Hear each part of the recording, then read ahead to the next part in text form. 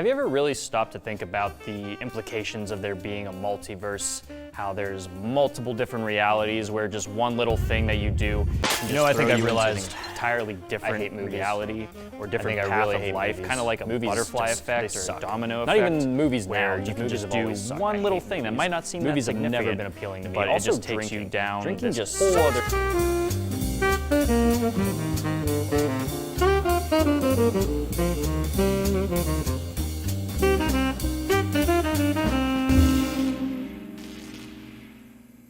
Hello and welcome to the Martini Shot. My name is Brandon and today I will be reviewing the 2022 sci-fi action film Everything, Everywhere, All at Once. But before I do that, I'm going to see if I can stick the entirety of the universe into one drink in a concoction I like to call the Everything cocktail. So how can you possibly cover the entire spectrum of flavors and still make a palatable drink? The short answer is, you can't. Not really. Some flavors just do not work alongside one another. And sure, it would have been easy to throw sour, savory, smoky elements into a drink and call it a day, but it's very likely the end result would be equivalent to putting a straw in the garbage disposal and taking a big sip. So I took my pondering to the internet, searching for a cocktail with enough complexity to best represent the film. I did come across a cocktail called the Commonwealth, which consists of, and I'm not kidding, 71 different ingredients from all around the world. Would that have been cool to try to make? Sure. Would it have been cost effective? Hell no. But what I figured out is that there was a perfectly complex cocktail hiding right under my nose the entire time, and that is the Bloody Mary. If you think about all the components that go into a Bloody Mary, you'll realize that the drink covers a very wide range of flavors that can be easily identified. So it seemed like a no-brainer to do my own riff on a Bloody Mary for this cocktail. There's just one problem. I hate Bloody Marys. It's one of the most recognizable cocktails in America, and I cannot stand them, which is mostly chalked up to the fact that I am not a big fan of tomatoes, so a drink primarily tomato juice based just doesn't do it for me. So I had to figure out how I was going to make this cocktail without the most recognizable key ingredient, and I think I have it. I've made my own homemade juice of things that I like that I think will give a similar experience to tomato juice, as well as giving the drink further complexity.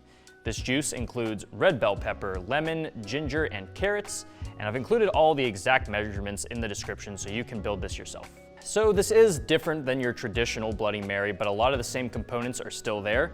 As you can see, I have cleared out my spice rack for the ingredients here, so you're gonna be seeing a lot of the same spicy, smoky, savory ingredients that go in there. The main way that I've changed it up, other than the juice itself, is I've substituted the vodka for mezcal. And if you've never had mezcal, basically it's in the same family as tequila, made from the agave plant, but it uses a different form of the agave plant, where tequila is only made with one specific type of the agave plant. Mezcal can be made with all the other different kinds. And surprisingly, it doesn't really taste like tequila. It actually has a very smoky flavor to it, which I think is going to pair really well in a drink like this.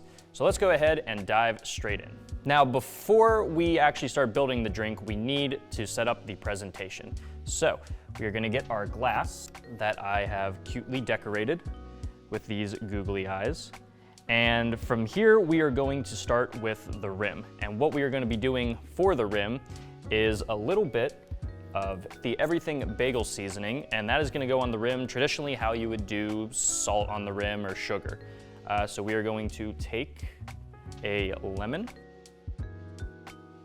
make a little slice in there just so it can go over the rim a little bit easier, and then you'll just want to rim the glass like this. So traditionally you want to use something sticky like lemon or lime juice to get anything that you're going to be putting on the rim to stick. I've seen people try to sell you on water before, and that just makes it very soggy and really unappetizing when you actually go to take a sip. Go ahead and get a little bit of our seasoning.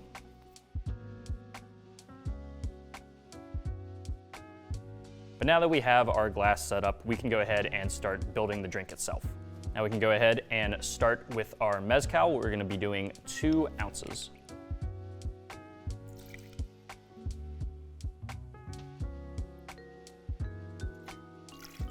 Now we're gonna go into our juice. This is going to make up the body of the drink, and we are gonna be doing 4 ounces.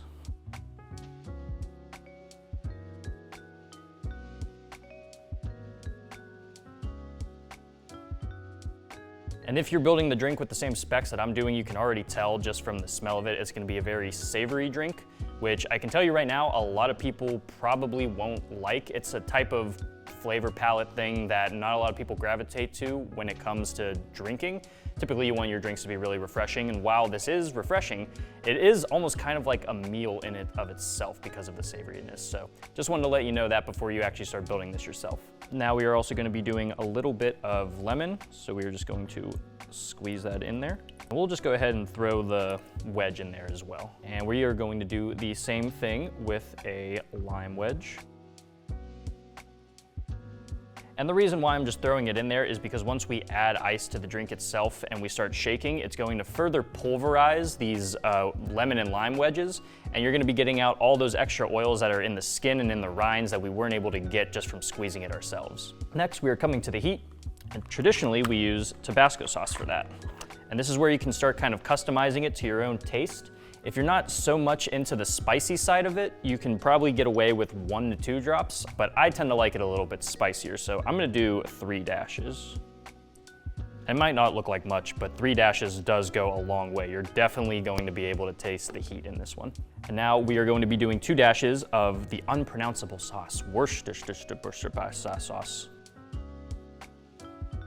Next, we do a pinch of black pepper. Again, this kind of comes down to taste, how much you really want. And then you're going to be doing a pinch of smoked paprika as well. We have everything that we need now. Now we just need to shake to chill with a little bit of ice. You can do a semi-open pour on this one if you want. Because I have the lemon and lime kind of floating around in there, I'll go ahead and just do a normal strained pour.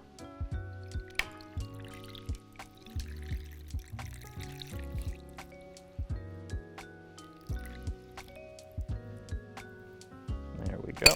So now you have the drink itself, but we are not done garnishing it just yet. If you've ever seen a properly made Bloody Mary, they really kind of go the 9 yards with what they put on there. You can do celery, olives. I've seen even like miniature burgers before. But for the case of this film, we have a very specific garnish we are going to be putting on there. And that is these little cocktail smokies. For the sake of this video, I'm just going to be doing this straight out of the package. They are safe to eat. They're already cooked through. A cold sausage doesn't really sound very appetizing right now, so if you're gonna be making this yourself, I would definitely heat these up beforehand. And you can just put as many as you want on a toothpick. But yeah, so here is the everything cocktail.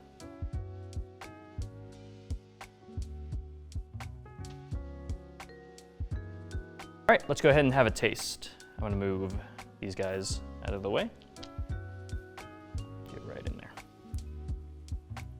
There's a lot to like unpack here in this cocktail, because you get an initial flavor, and that's probably a lot of the red pepper and the carrot from the juice, but then you start to get the added spices. You get the pepper, you definitely get the Tabasco, especially if you're heavy-handed with it like me, and then the everything bagel seasoning, because that's like a salty pepper oniony kind of thing. It pairs really, really well with this. I'm gonna see if anything changes if I take a second sip. Yeah, I mean, I can tell you, at least in my opinion, I would drink this over a Bloody Mary any day. It's so much more refreshing. I think it helps in the juice because there's a lot of carrot and lemon, so you get a little bit of additional sweetness with that. It makes it very easy to drink, very refreshing, but savory at the same time. And again, pairs well with the spice and the smokiness of the mezcal especially.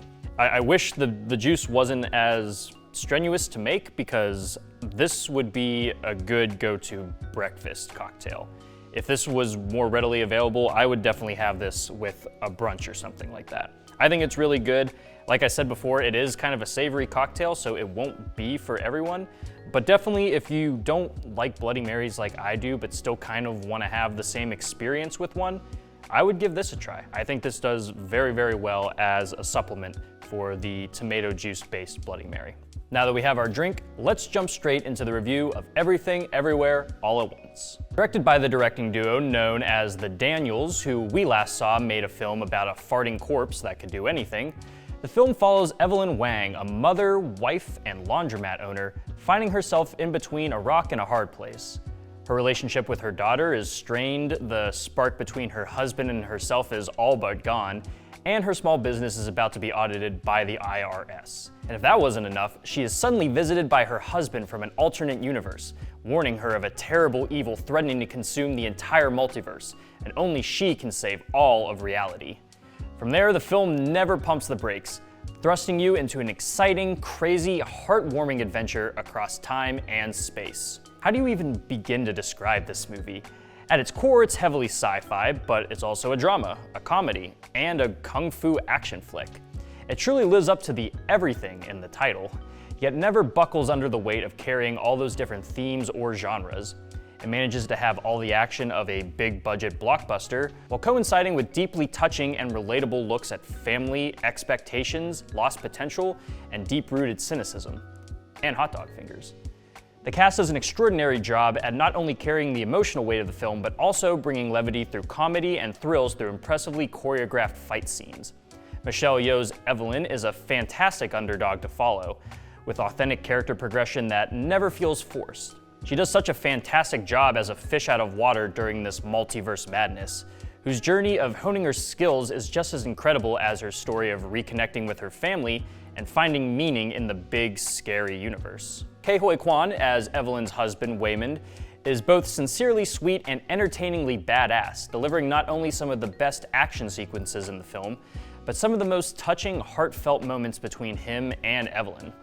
He is more or less the emotional core of the movie, facing each hardship the family faces with kindness and optimism and a nose-busting fanny pack. Rounding out the cast is Jamie Lee Curtis as the no-nonsense, occasionally demented IRS Inspector Deidre, who definitely seems to be having a blast roaring like an animal and hitting pro wrestling moves, and Stephanie Sue as Evelyn's cynical daughter Joy, who brings a lot of sorrow to the film due to her struggles with generational trauma and old-fashioned expectations. Once the multiverse aspects get introduced, the film becomes nothing short of contained anarchy. Multiverses are hot right now, evident by the latest Spider-Man movie, but unlike that movie, this story doesn't rely on pre-established characters and concepts. It balances the chaos incredibly well by not letting itself be bogged down by the hows and whys. The intricacies of how the sci-fi works doesn't always have to make the most sense. It just has to be consistent throughout the film, and it has to be intriguing. And you better believe it's intriguing as hell. It allows the film to tap into so many different genres and presentations, building one big love letter to film in the process with clever references and stylistic similarities from Ratatouille to In the Mood for Love. We see aspect ratio changes, color palette changes, and even full-on medium changes. Sometimes the film struggles to move on to the next moment, but I can't say I was ever unengaged for a second. In lesser hands, this film could have been cluttered, inconsistent, and disjointed. But the Daniels have done what I believe few directors could hope to achieve, finding balance amidst all the chaos, which is a fantastic analogy for the story in the film itself. When we become aware of how big our universe is, it's hard not to feel like we don't matter in the grand scheme of things. How can one being possibly make a difference among the millions of billions of realities? With everything happening in the world today, cynicism is potentially more potent than ever, where we struggle to reason with the nonsensical world that we live in. But this film reminds us of the purposes we find that keep us going, the people we love, the passions that drive us. Yes, the universe is massive, but there are millions of little universes we exist in every day, free to take risks, get messy, and royally screw up. But there is always time to change things, times to start again. Nothing matters, yet everything matters. The film doesn't try to answer any profound questions of the universe, but it does remind us that we are all just as lost and confused as everyone else. So why not go through this together with love and care? Somehow a film with talking raccoons and fights involving butt plugs manages to encapsulate all of the joy and anguish we feel throughout our lives, crafting it into a highly original story that will make you laugh as much as it makes you cry, sometimes all at once. In a sea of soulless cinema, it's rare for a movie like this to get made with as much love and care as this one. It gives me hope that movies will continue to be driven by passion over profit, so please do not let this one slip under your radar. It might be too early to tell, but I wouldn't be surprised if this film remains the best movie of the year, because it may take a miracle to beat this one. For my rating, I'm giving this 4.5 googly eyes out of 5. This is nothing short of a triumph and deserves to be seen by everyone, everywhere, as soon as you can. Guys, thank you so much for tuning into the Martini Shot. If you've seen Everything Everywhere, let me know what you thought about it down in the comments. And if you like what you saw here and would like to see more, don't forget to like and subscribe and follow me on all social media platforms. You can also check out my website, martinishot.blog, to find even more reviews and movie-themed cocktails. Until next time, thanks again for watching. I will see you in the next one. Live deliciously, but please remember to drink responsibly.